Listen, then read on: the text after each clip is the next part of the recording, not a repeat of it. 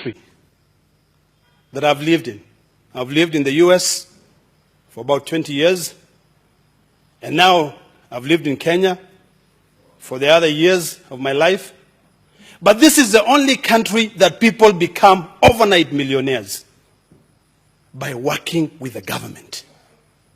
Madam Speaker, every politician who comes into this House, the Senate, the National Assembly, pray or actually spend most of his or her time seeking government tenders, working with the government, cutting those deals that the distinguished senator from Bungoma was talking about.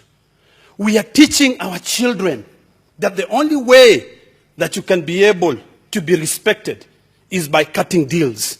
That is the reason why you can see those university students in cyber cafes discussing about deals. It is because we are leading by example. Madam Speaker, I'm sick and tired of this. It is now becoming a comedy. Every year, the president is ahead by saying, everyone who is corrupt should carry their own cross. I've been waiting to see someone senior in government carrying their own cross, or actually being prosecuted and found guilty of having embezzled funds. We are not ready as a country to accept the truth. And the moment we accept the truth, Madam Speaker, is when we are going to begin to have a decent conversation about corruption in this country. All of us in this country, we the politicians are number one in corruption. If it was a championship, I'd probably say the presidency are the defending champions. Madam Speaker, I can tell you this, that we are all corrupt. Let us not kid ourselves. This is something that has been ailing us for a very long time. A lot of favoritism everywhere. In our offices, we employ our relatives. In our offices, we favor those people who are our political sycophants. We do not reward merit. Let us not kid. The question is, are we really ready and willing to solve this problem? Today, I listened carefully to the story that the former Prime Minister gave. And I stand corrected on this, but what the Prime Minister was saying is that we are saying we are fighting corruption, but the people who we are arresting are those junior officers.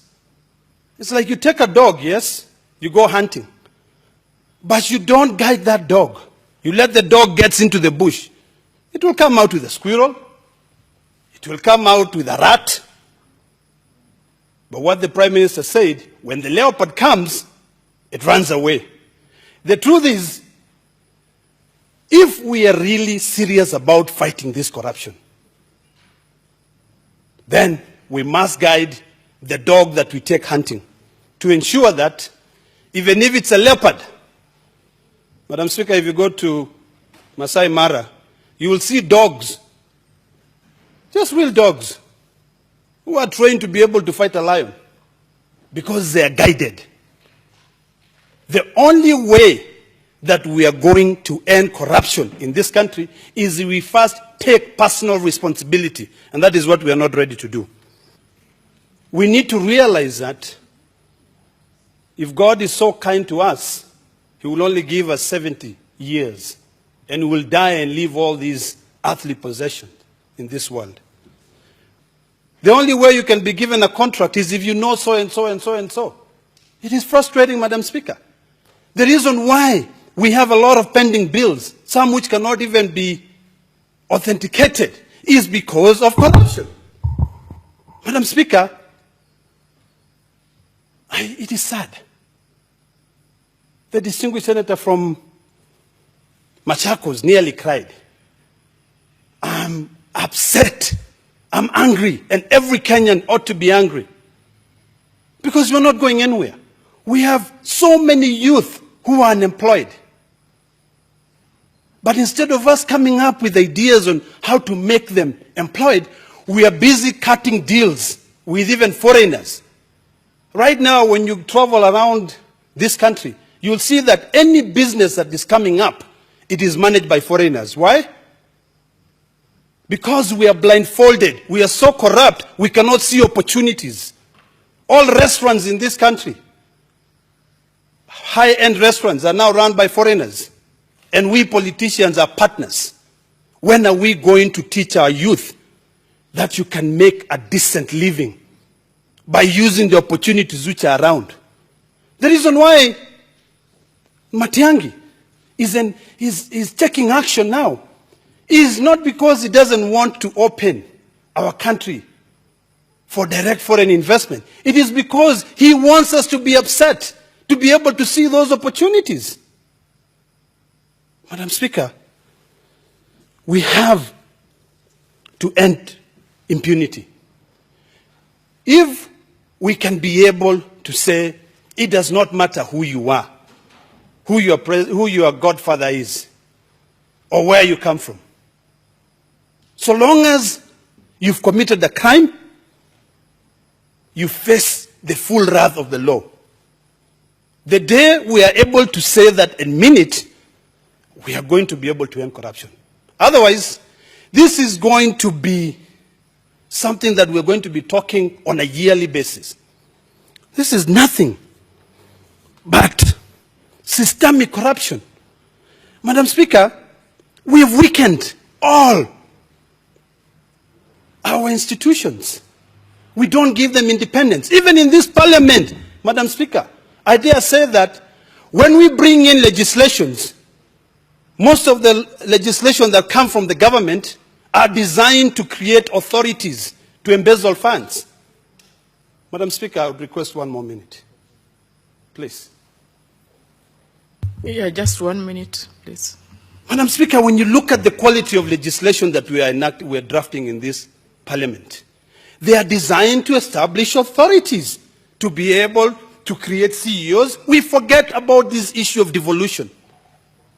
There is recently, in this house, we killed the warehousing bill.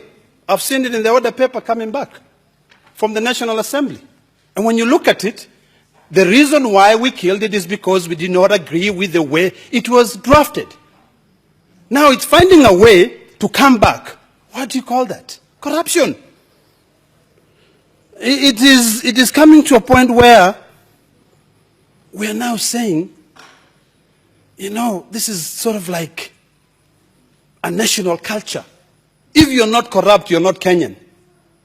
We need to be having the conversation that we are talking about, but be ready to take personal responsibility.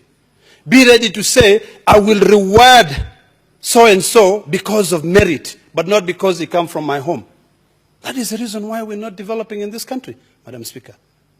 Madam Speaker, I support the President, and I want to encourage him. And I want to say something here that probably even my leader would not expect me to say. But if His Excellency the President Muigai Kenyatta really go the whole 9 yards and fight corruption, I'll be among the first people to go down and beg him to run again for presidency.